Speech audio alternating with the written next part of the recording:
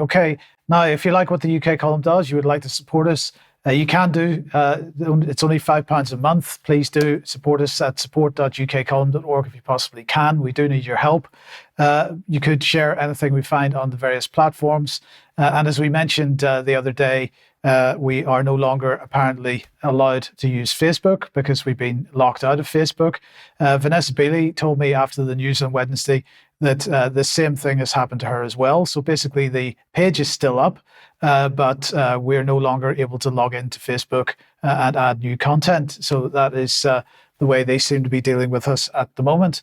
But if you want to pick up something up at the UK Column shop to support us, that is another option as well. There are many items there. If you'd like to do that, that'd be much appreciated. Now, the second episode, or the second part of the interview that Alex did with Yuri Roska, is on the website now. If you'd like to, if you didn't see it yesterday at 1 p.m, do have a look at that. On Brian's YouTube channel at 11 a.m. on Sunday, he will be premiering the fourth episode of Walking the Dog. Join him for that if you possibly can. Well, the details of that will be in the show notes if you're not sure how to find that.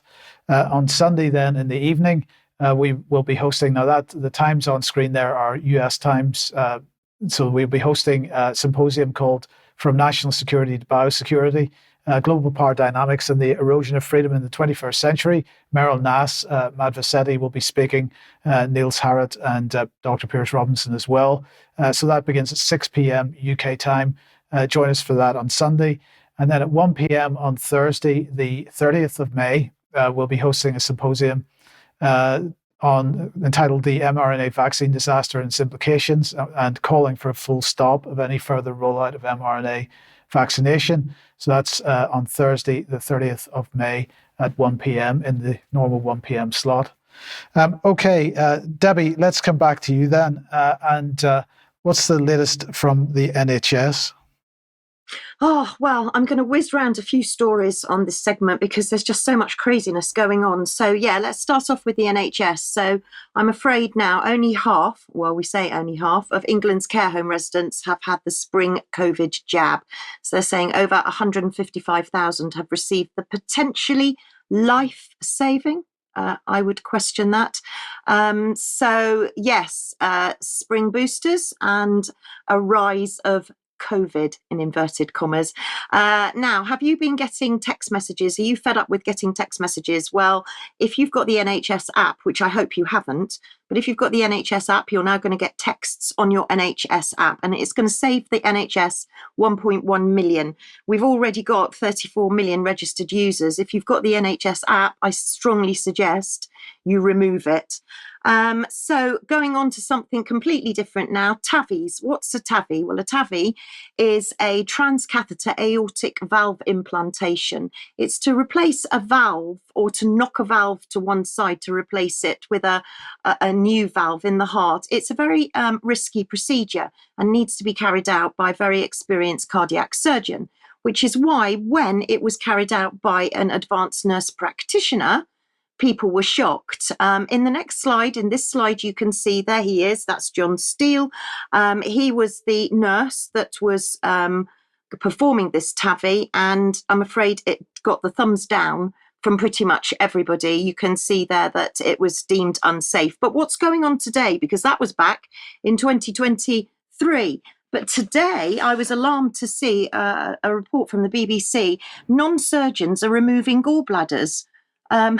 Yes, they really are.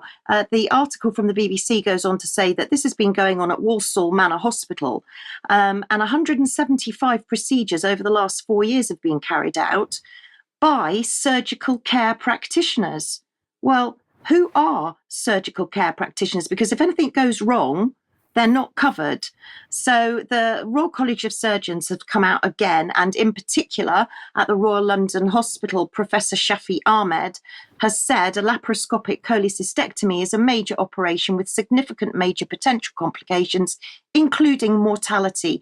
This is unsafe and dangerous and needs to be stopped immediately. So what is what is a surgical care practitioner? Well, there's a lot more to be said about this, but just briefly, a surgical care practitioner is a registered non-medical healthcare professional.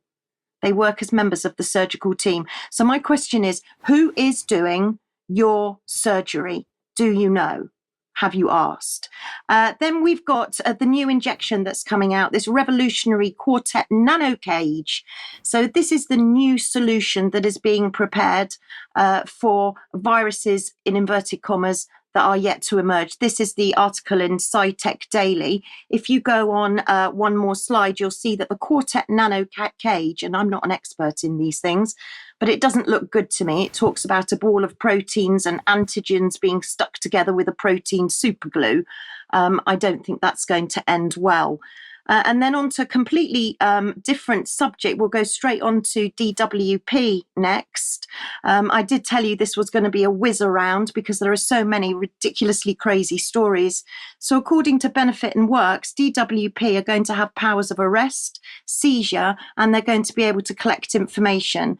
Because of a public survey, which I'll show you in a moment, it's proposed that there are trained DWP investigators with arrest powers who can search and seize. They can collect information from claimants to see what they're spending money on.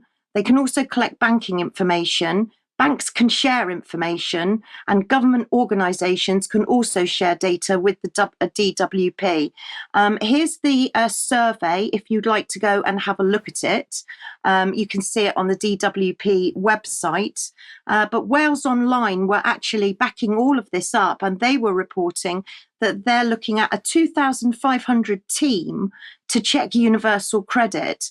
And we're talking about DWP making arrests and raiding houses.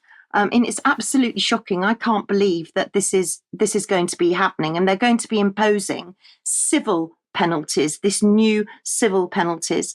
And I just want to end this segment. I couldn't not without mentioning the APPG maternity services statement, which has come out and shown that the maternity services are literally, it's shocking.